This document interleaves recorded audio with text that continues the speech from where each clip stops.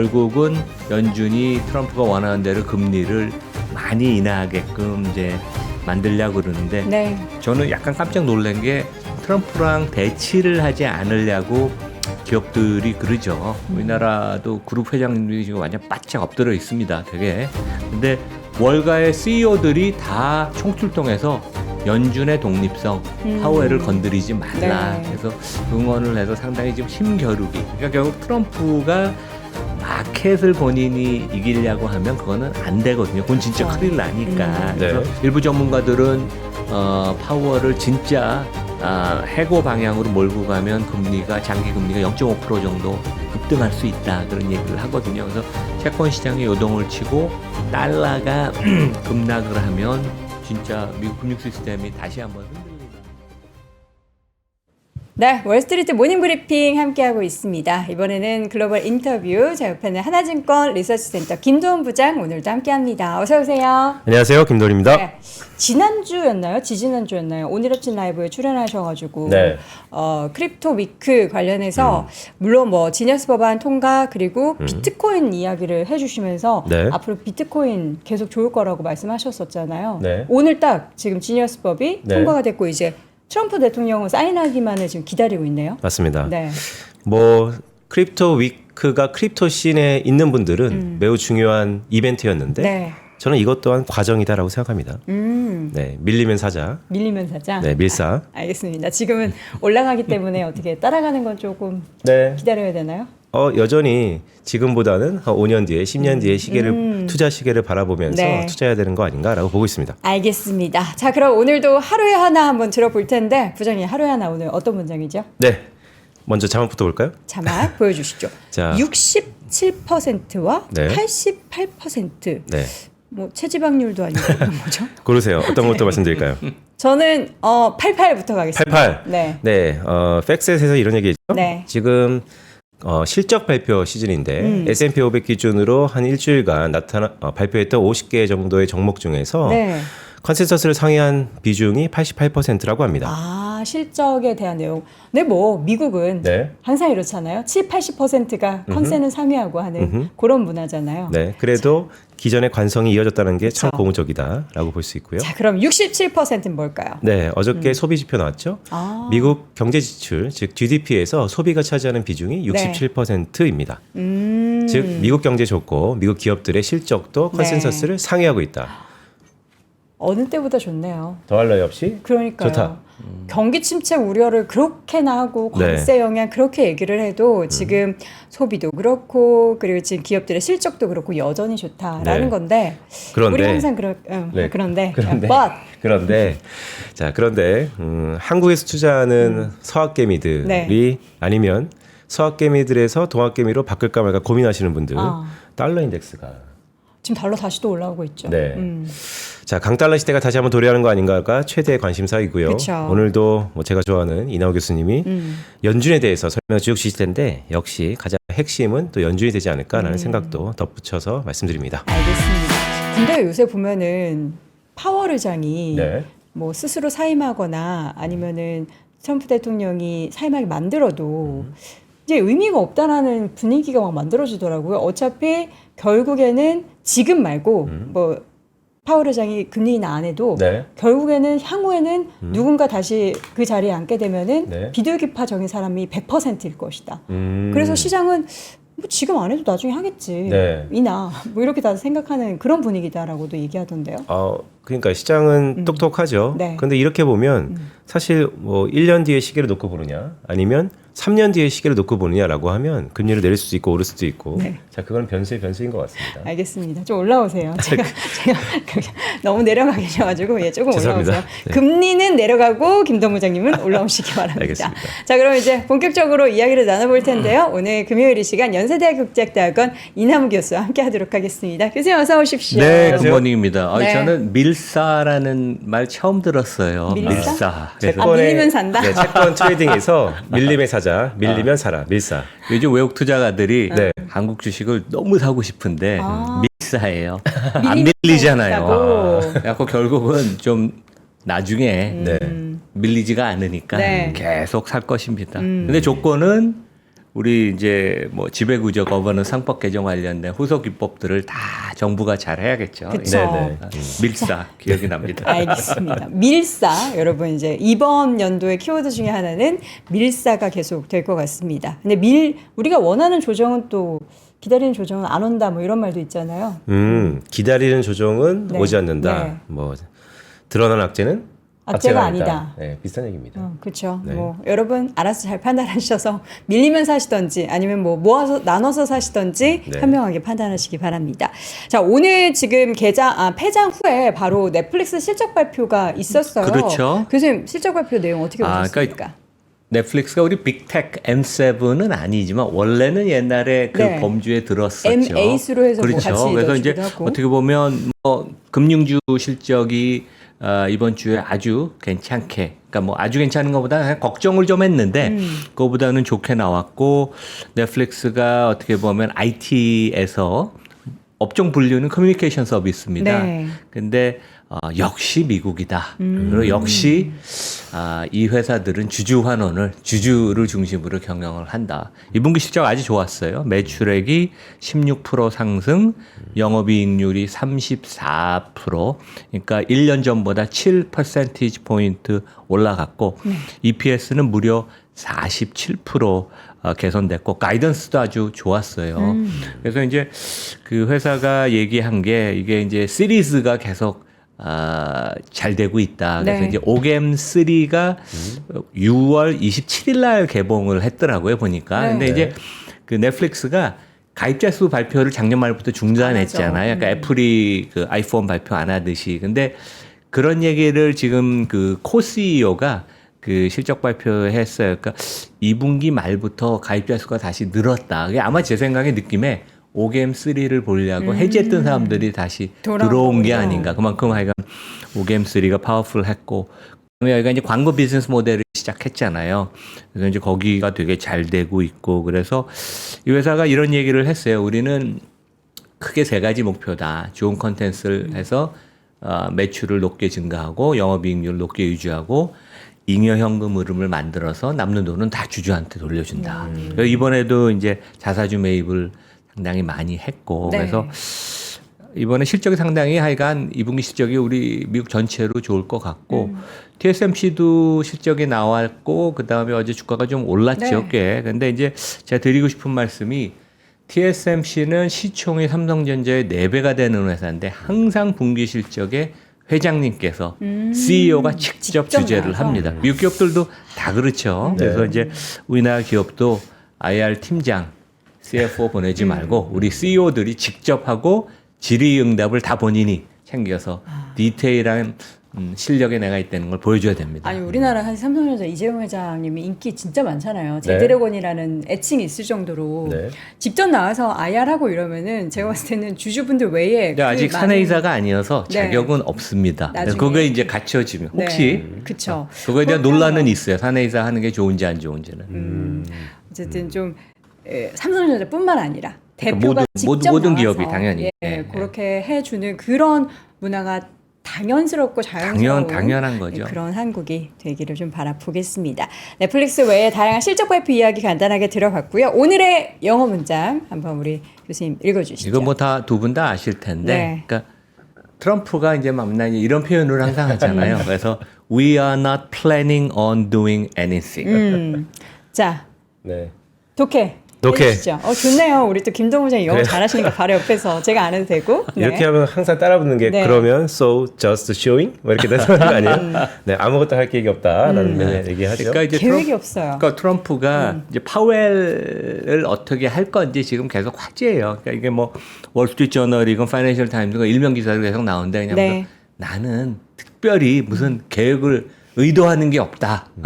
꾸미고 있는 게 없다. 근데 지금 우리가 여러 가지를 보면 지금 치밀하게 그 계산을 해서 약간 망신주기, 파웰에 대한 망신주기 겸 해서 그러니까 이제 내년 5월까지는 아마 내버려 둘 건데 힘을 빼서 결국은 연준이 트럼프가 원하는 대로 금리를 많이 인하하게끔 이제 만들려고 그러는데 네. 저는 약간 깜짝 놀란 게 트럼프랑 대치를 하지 않으려고 기업들이 그러죠. 우리나라도 그룹 회장님들이 지금 완전 바짝 엎드려 있습니다. 되게. 근데 월가의 CEO들이 다 총출동해서 연준의 독립성, 파웰을 건드리지 말라. 네. 그래서 응원을 해서 상당히 지금 힘겨루기. 그러니까 결국 트럼프가 마켓을 본인이 이기려고 하면 그거는 안 되거든요. 그건 진짜 그쵸. 큰일 나니까. 그래서 네. 되게 재밌는 그런 약간 판인 것 같아요. 네. 예. 지금 파월을 퇴출하려는 그런 전략을 펼치고 있는데 항상 이제 뭔가 터트렸다가 아니야 하고 수습하고 트럼프가 터트렸다가 옆에서 측면 지원을 또 예. 여기서 쏴주죠. 다 베센트는 국회의원들 우리 이런 그런 거 사람들이. 아니야라고 막 계속 약간 그런 옥신각신이 지금 몇 달째 펼쳐지고는 예. 있는데 지금 분위기는 이제 방금 전에 제가 아까 김도원 부장님께도 말씀드렸던 것처럼 이미 파월은 좀 뭔가 파워를 잃지 않았나. 그러니까 힘이 아, 그래요. 파워를 잃었다. 그러니까 뭔가 이제 파월의 발언이나 이런 아. 것들이 시장에서 과연 이게 먹힐까? 그게 트럼프가 의도하는 예. 바죠. 근데 저는 아직은 그러니까 파월이 되게 존경받고 있거든요. 그리고 본인도 변호사 출신이고 법률 지식이 있어서 나의 권리를 잘 알고 있기 때문에 네네. 아직은 건재하는데 근데 뭐 어떻게 보면 맞죠. 왜냐면 내년 5월 퇴임이니까 그쵸. 10달이 남았는데 점점점 뭐 집권 후반기에 힘이 약해지는 거는 불가피하지 않나. 근데 그게 이제 트럼프의 전략이고. 네. 저는 궁금한 게 교수님 이렇게 레임덕에 빠진 연준 의장이죠. 파월 행정부가 어쨌든 임기 초년이고, 그러니까 죄송합니다. 트럼프 행정부가 임기 초년이고, 파월 행정부. 계속해서 이제 국정을 이끌어갈 텐데 네. 카운터파티로 연준의 독립성도 맞지만 폴리스 믹스 차원에서 정부의 우호적인 연준이어야 할 텐데 이렇게 글쎄요 지금 막 망가뜨려 놓고 나중에 가서 아니야 되게 고귀한 자리였어라고 하는 것이 이게 어떻게 보면 더 잃는 게 많지 않을까라는 생각이 드는데요. 그러니까 시장이 그걸 되게 걱정을 해요. 시장이 되게 걱정을 하고 그 부분이 지금 어떻게 보면 미국 그 금융시장 경제의 가장 아킬레스건은 채권 시장이거든요. 주가는 뭐 요즘 주가가 올라서 그런 게 아니라 오르고 내릴 수도 있지만 채권 시장, 미국 국채, 달러에 대한 신뢰가 깨지면 진짜 가장 치명적인 거고 지금 월가의 CEO들이 다 파웰을 지지하고 나선 게 이제 그런 것 때문에 그러거든요. 미국 금융 시스템에 대한 신뢰 아니에요, 되게. 중국이 그거를 이제 흔들려 그러고. 그래서 네.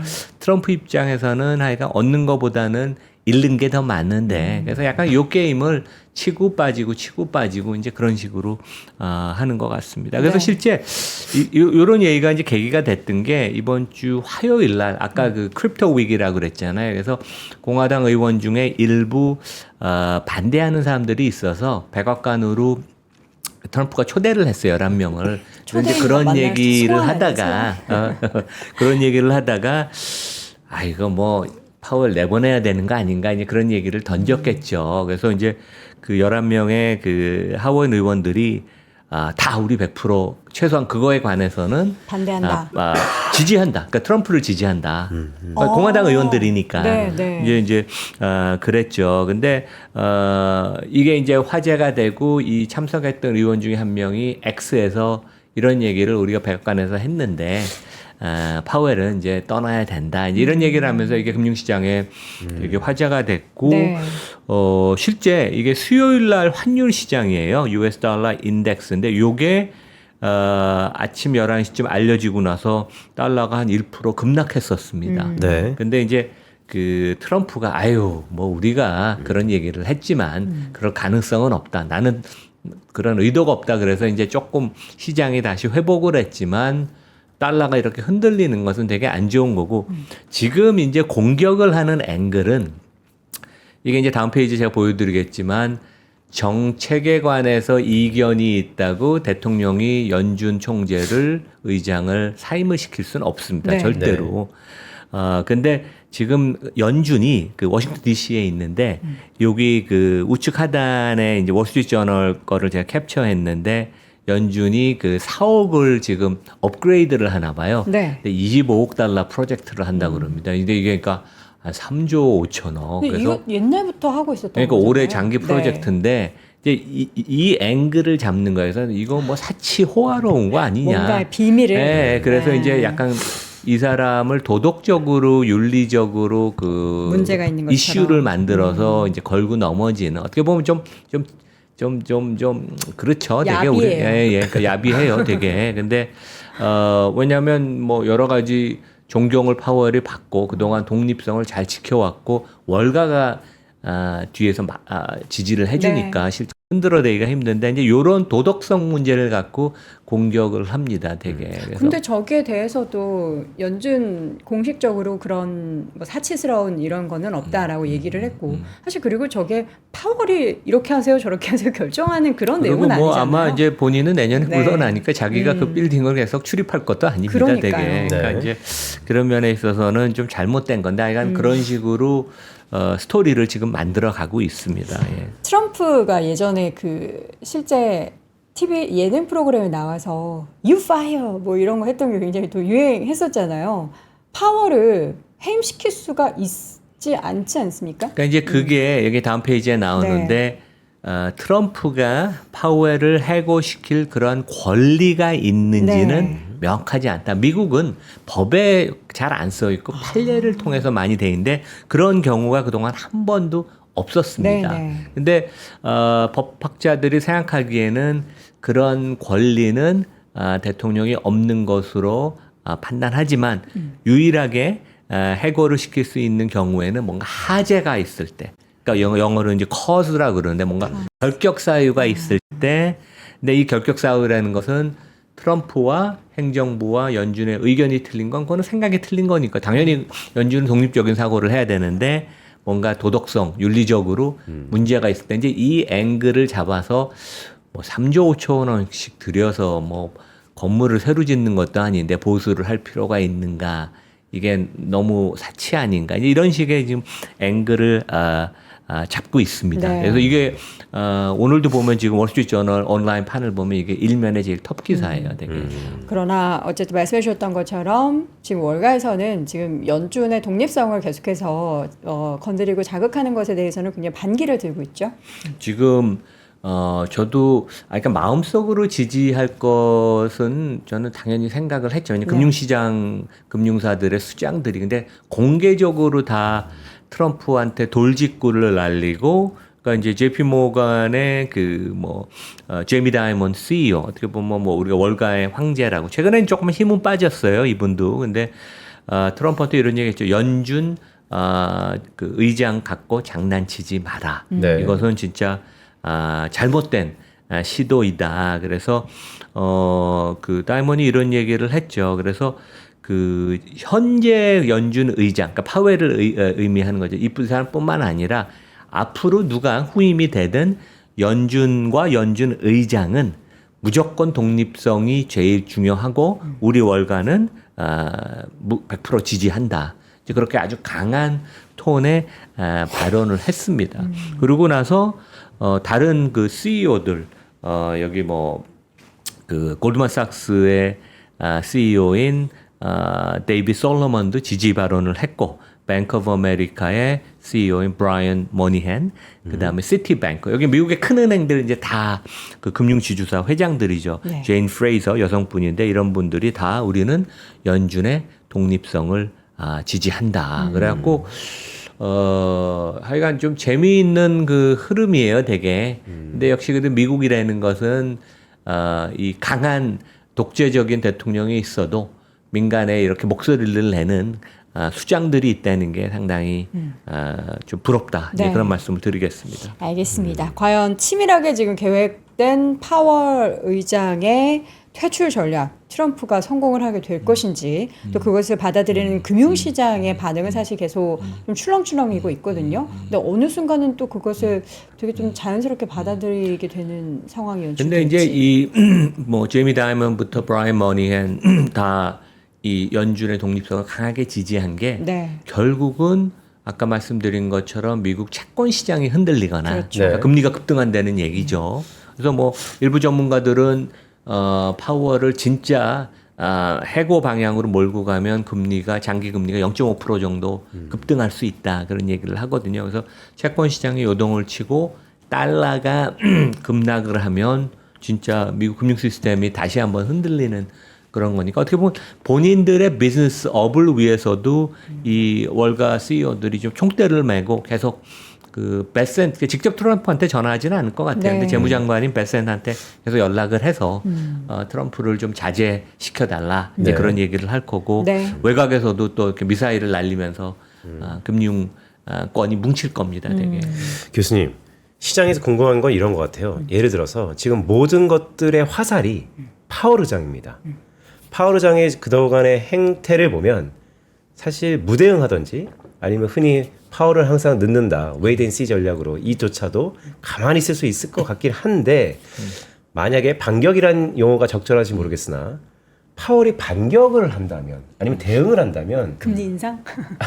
어떤 식으로 할 수 있을까요? 왜냐하면 그것이 시장에서는 가장 큰 리스크일 수도 있을 것 이제 같아요. 변호사 출신이죠. 변호사 출신은 그 계산을 또 정확하게 해서 그러니까 학자면 되게 반박을 하고 어떻게 보면 통화 정책을 앞선 통화 정책을 할 거예요. 네. 앞으로 경기가 이럴 거여서 우리는 미리 한다. 근데 이분은 뭐 경제학 박사가 있는 학자도 아니어서 항상 데이터 디펜던트라고 얘기를 하지 않아요. 그래서 합리적으로 컨센서스와 데이터에 의존해서 리더십을 갖고 그 연준 이사회를 끌고 가는데 그런 식의 자기가 그동안 해온 행보를 그대로 유지를 해서 그게 시장이 원하는 거거든요. 그러니까 자기를 뒤에 있는 가장 자기의 든든한 것은 이제 그 시장이니까 네. 마켓이니까 이제 네. 그런 행보를 보일 것 같습니다. 알겠습니다. 자, 과연 파월과 트럼프와 파월 간의 이 대치는 중요한 거는 이제 그 둘이 싸우는 게 그 결과가 결국엔 금융시장에 미치는 영향이 그렇죠. 크니까 부디 더 이상의 부정적인 충격은 없도록 좀 됐으면 좋겠습니다.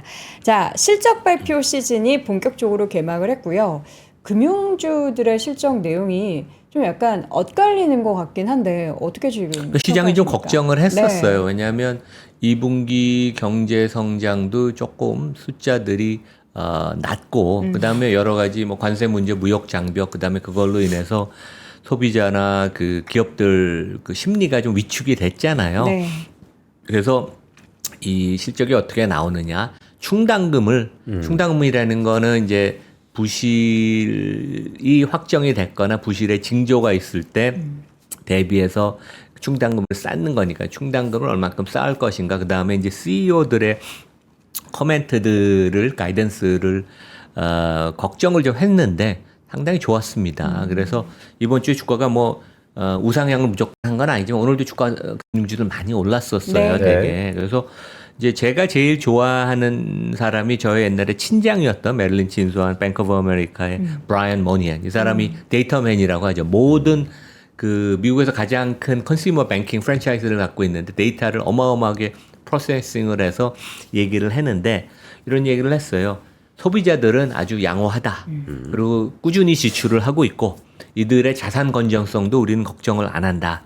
그리고 기업들도 대출을 조금 이제 다시 일으키고 있다. 돈을 좀 갖다 쓴다. 그래서 그 기업들도 지금 상당히 우리는 여신에 대해서 그렇게 걱정을 안 하는 게 이들이 그 현금 흐름이나 수익성이 상당히 양호하다. 네. 그리고 이제 그 뱅크 오브 아메리카가 2분기 실적을 발표하면서 분기 충당금을 16억 달러. 그래서 1년 전에 15억 달러였는데 뭐 거의 증가 안 했어요. 그래서 작년 이맘때 되게 경기가 좋을 때인데 네. 이 충당금이라는 건 미래에 대한 그 경영진의 그 시그널도 있거든요. 반드시 꼭 이번 분기, 지난 분기만 해당되는 게 아니라 그래서 시그널 측면에 있어서도 뱅크 오브 아메리카는 최소한 앞으로 이렇게 기업들이나 소비자들이 연체 부도가 많이 발생해서 충당금을 많이 쌓아야 될 가능성을 이렇게 낮게 본다. 그래서 그런 면에서는 되게 건전하다. 좀 좋은 그런 시그널이죠. 그리고 뭐 다른 데도 여기 보면 시티뱅크. 네. 그러니까 미국이 이제 제일 큰 은행은 JP 모간이고 은행 증권사 다 갖고 있는 금융그룹이고 소비자 은행은 뱅크 오브 아메리카 제일 크고 시티가 옛날에 컸는데 좀 많이 그 요즘은 작아졌어요. 그래도 뭐 뱅크 오브 아메리카 JP 모건, 뭐 시티 이런 데가 이제 메이저죠. 근데 여기 그 여성 CEO 제인 프레이저도 그렇고 다른 그 금융 지주사들도 미국 상당히 경제 지금 양호하다. 네. 소비자들도 큰 문제 없고 오히려 우리가 걱정했던 것보다 이 소비자들의 자산 건전성이나 뭐 현금 흐름이 양호하다. 근데 제임 프레이저 이 얘기는 했어요. 아마 이번 여름부터, 그러니까 이제 지금 이미 시작이 됐죠. 부터 그 관세 영향으로 이제 물가가 좀 오를 것 같고, 그래서 조금 그 기업들이 투자나 고용 측면에 있어서 조금 신중한 모습을 조금 일시적이나마 보이지 않을까. 네. 큰 문제는 없지만 CPI가 이제 높게 나오면 이번에 실제 이번 주에 발표된 6월 CPI도 생각보다 조금 높게 나왔죠. 뭐 큰 네. 문제가 되는 건 아니었지만 그래서 우리가 하여간 큰 문제는 없지만 하여간 조금 하여간 긴장의 그런 그 끈은 놓으면 안 되겠다. 이제 그런 말씀을 드리겠습니다. 네. 어쨌든 지금 사실 우리가 항상 뭐 금융시장이 좀 흔들린다라고 하면은 이제 은행 기업들에 있어서의 건전성 뭐 부채 문제 항상 거론이 되는데 그 부분에 있어서는 지금 건강한 그런 상태다라는 부분을 체크를 해주셨습니다. 자, 그 다음에 지금 시장에서 실적 발표 내용 중에서 또 주목하고 계신 내용들 체크해 보도록 할까요? 그러니까 결국 뭐 경기가 어떻게 보면 이제 환경 여건을 만들어주고 결국 주가는 기업 실적을 반영하는 거 아니에요. 네. 네. 물론 금리라는 변수도 있지만 좀 전에 부장님 얘기해 주신 것처럼 2분기 실적도 상당히 좋게 나오는 게 아닌가. 그래서 이제 지금 애널리스트 숫자들을 집계한 것을 따져보면 2분기의 이익 증가율이 미국 S&P 500 기업 기준으로 한 5% 증가하는 걸로 나오는데 이거는 이제 애널리스트의 추정치고 애널리스트는 좀 후행하는 경우가 많잖아요. 네. 그리고 애널리스트는 다음 주에 어떤 기업이 실적을 발표하면 좋게 나올 걸 알아도 내 숫자 지금 안 바꿔요. 지금 바꾸면 또 실적 발표하면 또 바꿔야 되니까. 그래서 레깅을 해서 과거의 패턴도 보면 기업들이 실적 발표 전에 실적을 조금 누르고 그래서 이 목표를 낮춘 다음에 언더 프로미스를 하고 그것을 항상 상향하는 우리 아까 여행커 얘기한 것처럼 언더 프로미스 오버 딜리버를 하는 그러한 그 패턴이 다시 반복이 된다면 2분기 기업 이익이 결국은 한 9% 증가하는 거 아닌가. 팩트셋이라고 컨센서스 짓게 하는 데가 이렇게 전망을 했었어요. 그러니까 1분기도 전년 동기 대비 이익 증가율이 한 13%인가 그랬었습니다. 네. 그리고 2분기도 한 9% 10%가 나오면 상반기 전체로 두 자릿수 증가율이니까 상당히 양호하다. 그러니까 이게 어떻게 보면 최근에 오늘도 신고가를 미국이 갱신했는데 이제 그것을 견인하는 그러한 실적 펀더멘털이 아닌가 생각을 합니다. 결국 그리고 저런 실적에 대한 부분을 이끌고 가는 건 우리가 믿고 있는 두 가지 섹터가 또 있잖아요. 네. 그렇죠. 어떤 섹터가 있죠? 그래서 업종별로 보면 2분기 우리 저 여행커 계속 컨닝을 해서 다음 슬라이드 보면서 이렇게 그 깜짝 놀라는 질문은 어떻게 이걸 알지 하면 이거 다음 슬라이드에 있는 거지. 그래서 그 지금 2분기 이익 증가율이 커뮤니케이션 서비스 오늘 지금 네. 넷플릭스가 발표한 게 맞아요. 포함이 되죠. 네. 여기가 전년 동기 대비 증가율이 30%가 예상이 되고 네. 좋습니다. 그 다음에 IT 업종이 한 16, 7%, S&P 전체로는 5%. 그러니까 나머지 한 8개 업종은 낮은 한 자리나 마이너스 역성장을 보인다니까 어떻게 보면 이게 상당히 한쪽으로 치우쳐진 IT 관련된 업종만 두 자릿수 이익 증가율이 기대가 된다. 네. 이제 그런 어떻게 보면 최근에 우리 주가 흐름도 그렇죠. 엔비디아도 그렇고 뭐 오늘 엔비디아 실적도 그렇고 빅테크 실적 상당히 좋을 것 같습니다. 그래서 네. 왜냐하면 2분기에 달러가 되게 약세였어요. 네. 그래서 넷플릭스도 그 얘기를 했는데 해외 매출이 많은데 이제 그걸 US 달러로 환산하면 이게 인플레이가 반대로. 되지 않을까 네, 높게 네. 나오잖아요. 그래서 뭐 전반적으로 빅테크 실적은 상당히 좋을 것 같습니다. 제가 컨닝한 거를 들켰다면 아니 저는 근데 진행을 하기 위해서 그 다음 슬라이드를 볼 수밖에 없습니다. 네? 그래야지 우리 네. 이남훈 교수님께서 어떤 얘기를 하실지는 아니까요. 자, 근데 제가 실적 어제 얘기. 밤에 11시에 만들어서 가끔가다 기억이 안 나거든요. 그래서 이거 자, 결국에 그러면 투자를 할 때도 사실 이렇게 실적이 계속해서 좋아지는 그런 섹터에 대한 투자를 여러분들이 하셨다면 그 결과도 굉장히 좋으실 것 같고 자, 그다음 컨닝 안 할게요. 그다음 어떤 얘기 해줄 거죠? 근데 교수님 이게 쭉 말씀 주신 걸 들어보니까 사실 미국은 가계 디레버리지가 이미 끝난 상태고. 그래서 그렇죠. 네. 그렇죠. 가게들 아주 뭐 그렇죠. 저 재무 건전하죠. 건전성이 좋습니다. 네. 네, 정부가 문제지. 네. 그리고 기업도 돈을 많이 벌고 있어요. 물론 쏠림이 좀 있지만 네, 네. 금리를 사실 앞뒤 상황을 빼고 요 상황만 딱 보면 금리는 올려야 될 것 같은데. 내려주면 더 좋죠, 이왕이면. 뭐 내릴 수 있으면 더 좋죠. 근데 더 하여간 잘하고. 트럼프가 얘기하는 것처럼 트럼프는 지금 기준금리가 4.25에서 4.5 아니에요. 네. 근데 이걸 3% 포인트 낮춰야 된다고 이제 때를 쓰는데 이제 그건 좀 심한 것 같아요. 지금 이제 컨센서스가 연말 전에 한 2차례 정도 기준금리 낮춰야 된다고 하는 그 정도가 맞는 것 같습니다. 여전히 네. 제가 미국에 아는 지인들 보면 모기지 금리가 최근에 그러니까 작년, 재작년에 빌린 사람도 한 6% 중반대에 빌렸고 7% 근처. 그러니까 모기지 금리가 높아요. 거기다가 최근에 보면 자동차 그 오토 파이낸싱 금리도 되게 높아갖고 네. 그래서 좀 미국 사람들 삶에 힘든 거는 맞습니다. 그래서 조금 낮춰주면 네. 당연히 미국 정부도 이제 이자가 좀 감소하고 소비자들도 상당히 좋죠. 근데 미국도 대기업은 괜찮은데 중소기업들은 재무구조 그렇게 좋지는 않아요. 예.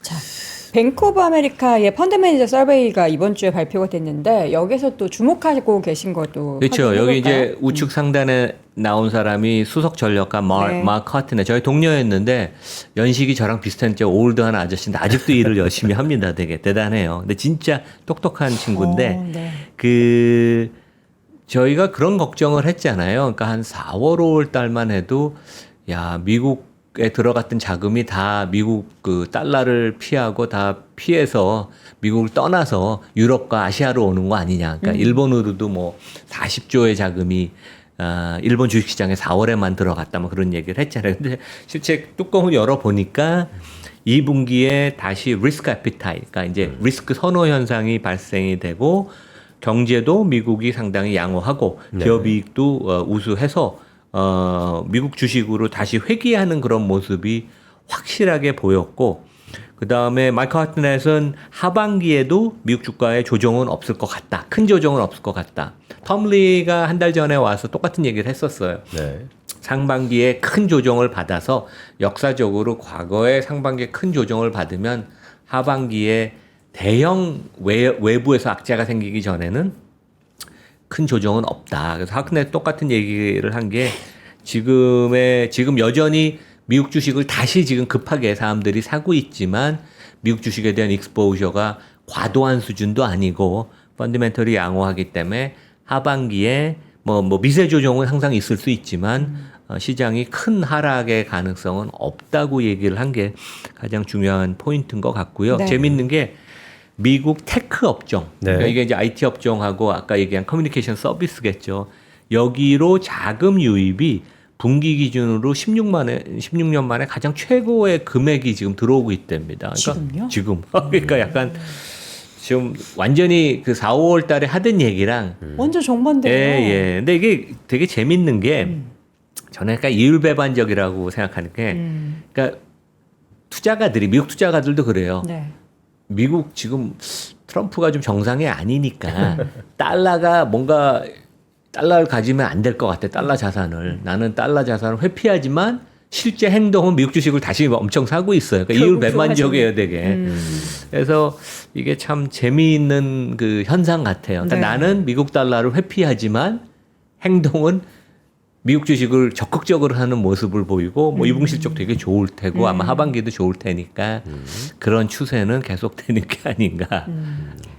머리로는 지금 정치적인 부분에 있어서 굉장히 리스크가 있다라고 생각을 하지만 마음으로는 머리로는 일단 지금 보니까 근데 돈을 벌 수 있는 장이네라고 생각해서 열심히 그러니까요. 투자를 하게 되는. 그러니까 되게 좀 이거 아주 좀 특이한 것 같아요. 보통은 그 US 자산을 좋아하면 달러도 되게 좋아하거든요. 우리 서학개미 분들도 몇 년 동안 계속 주식을 사면서 주가도 올라가고 달러 강세여서 되게 그쵸. 좋아하셨잖아요, 되게. 네. 예. 자, 마지막으로는 자사주 소각 관련한 이슈에 있어서 보잉과 GM의 사례를 가지고 오셨는데 어떤 그러니까 이제 거죠? 제가 국내에서도 뭐 상법 개정 거버넌스 일을 많이 하니까 네. 이제 뭐 여기저기 토론회도 초대 받고 그러는데 이제 경제단체들은 좀 이상해요. 경제단체를 후원하는 게 기업인데 기업들은 주가 올라가는 걸 싫어합니다. 그거 되게 이상하죠. 그래서 이제 제가 뭐 이런저런 이유로 잘못된 생각이다. 왜 당신네들 경영성과를 나타내는 게 주가인데 왜 주가 올라가는 걸 싫어하냐. 네. 근데 이제 그 해외에 있는 석학 중에 우리 장하준 교수 옛날 캠브리지에도 네. 있었고 저도 꽤 아는 사람입니다. 근데 이제 잘 모르겠어요. 뭐 기업을 후원을 받아서 그러는지 뭐 이상한 주장을 하고 이제 이 주장을 경제단체가 계속 써요. 근데 되게 이 자본시장에 대한 이해가 부족한데 이거를 되게 국내 그 투자가나 심지어는 뭐 정치인 아니면 그 우리 정부 사람들도 이 말에 사회 석학이니까. 근데 제가 왜 틀렸는지 좀 말씀을 드릴게요. 그러니까 이제 이분 얘기하는 게 그 기업은 장기적으로 투자를 해야 되는데 실제 투자가들은 다 트레이딩만 한다. 네. 근데 이제 그게 사실 아니에요. 왜냐하면 우리가 주주 구성을 보면 8, 90%는 지난 1년 전하고 지금하고 똑같습니다. 그러니까 나머지 1, 20%가 엄청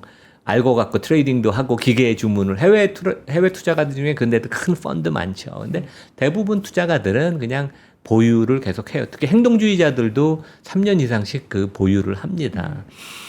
그리고 이제 주주 자본주의가 이제 우리가 되게 좋아하는 주주 중심의 경영을 하고 남는 돈을 주주한테 돌려주는 걸 보통 주주 자본주의라고 하죠. 이것 때문에 미국이 망하고 있다. 제조업은 투자를 안 한다. 근데 제가 다음에 설명을 드리겠죠. 미국은 투자를 많이 하고 있습니다. 특히 R&D 투자까지 포함하면 어마어마하게 투자를 하고 있어요. 네. 그래서 전혀 데이터가 틀린 거고 그 코스피 주도의 성장은 대한민국을 말아먹을 것이고 결국 외국 자본이 이탈을 하면 대한민국은 큰일 난다. 근데 제가 말씀드린 것처럼 그 외국인들이 한국 주식 못 사서 안달입니다. 네. 제가 8월 초에 한 일주일 동안 어디 외국 증권사가 부탁을 해서 한국의 상법 개정하고 설명해달라는 외국 투자가 너무 많아서 어. 제가 네. 이제 홍콩, 싱가포르를 가요. 네. 그만큼 있고 요즘도 하루에 한 2-3명씩 만나요. 그러니까 외국계 어마어마한 투자자들이요? 돈들이 한국 들어와서 하려고 그러는데 이제 그 제가 나름대로 이거를 저희 포럼이 열심히 했기 때문에 네. 그래서 이제 이게 큰 흐름을 보면 이제 그래서 이제 장하진 교수가 얘기하는 게 보잉과 GM의 몰락을 봐라. 근데 그 보잉도 지난 5년 동안 제가 어제 밤에 주가 쳐보니까 한 30-40% 올랐어요. 대한민국 코스피보다 더 많이 올랐습니다. GM은 150% 올랐어요. 그래서 네. 뭐가 몰락을 하는지. 근데 보잉은 문제가 좀 있었어요. 근데 여기는 뭐냐면 거버넌스가 안 좋아서 그랬기 때문에 그럽니다. 무슨 기술적인 문제가 생기면 계속 덮고 이사회가 경영진을 덮어주고 그러니까 제대로 거버넌스가 없었기에 보잉이 문제가 생긴 거고 GM의 어려움은 현대차 주가도 안 오르잖아요. 전 세계 모든 자동차 회사들이 다 어렵습니다. 그렇죠. 그래서 이게 좀 잘 모르는데 이제 이런 얘기를 하면 안 되고 그 다음 페이지 보면 골드만삭스가 2000년부터 2020년도까지 미국의 이제 막대 그래프의 사이즈는 매년 미국 500대 기업이 만드는 현금 흐름의 규모예요. 네. 어마어마하게 우상향하죠, 되게. 우상향하고. 근데 여기 제일 아래 검은색이 설비 투자예요. 그러니까 실제 미국의 설비 투자 증가하고 있습니다. 최근에도 뭐 빅테크들이 데이터 센터 엄청 투자하잖아요. 네. 여기다가 R&D 같은 거까지 포함하면 미국의 투자는 어마어마. 어마어마해서 그게 결국 미국의 경쟁력이다. 그래서 한국 기업도 뭐 투자 당연히 해야 되죠. 그리고 그 대신 투자하고 남은 돈은 주주한테 돌려줘다. 환원해서. 그리고 이제 이분이 주장하는 게 애플은 90% 이상을 주주 환원해서 순이익에 망해가고 있다. 근데 이제 현금 흐름을 이해를 못하고 하는 거예요. 그러니까 이 회사는 45조의 R&D를 투자하고도 120조, 130조의 이익을 내고 그 중에 그 주주 환원을 하는 거예요. 그래서 이제 현금 흐름 기준으로 보면 돈이 너무 넘쳐납니다. 네. R&D를 45조 하고도 이익이 나서 그 남는 돈으로 배당도 하고 자사주도 소각을 해서 전혀 문제가 없고 순현금은 계속 늘어나고 있다. 애플이 우리 걱정하는 거 아니지 않습니까? 되게. 그래서 좀 너무 근거가 없는. 그러니까 이게 우리 경제단체나 기업들이 맨날 하면 제가 그 외국 투자가 투기 자본 있으면 누군지 얘기하라. 내가 전 세계 5,000명 투자가 다 아는데 입을 다물어요. 그러니까 아무 근거가 없는 걸 갖고 그냥 허구의 인물 투자가를 만들어서 외국은 투기 자본이다. 이게 좀 지나칩니다. 이게 자본시장이 잘 돼야 되는데. 네. 자, 우리나라 자본시장이 또 잘 되기 위해서는 바른 예를 확인하고 이게 사실관계가 맞는지 우리가 또 한 번씩 체크하는 그런 자세가 필요할 것 같습니다. 자, 오늘 글로벌 인터뷰 함께 했고요. 연사대학교 국제학대학원 이남우 교수였습니다. 교수님 고맙습니다. 네, 감사합니다. 고맙습니다. 배에서 배꼽시계가 울리네요. 끝날 때가 됐다고.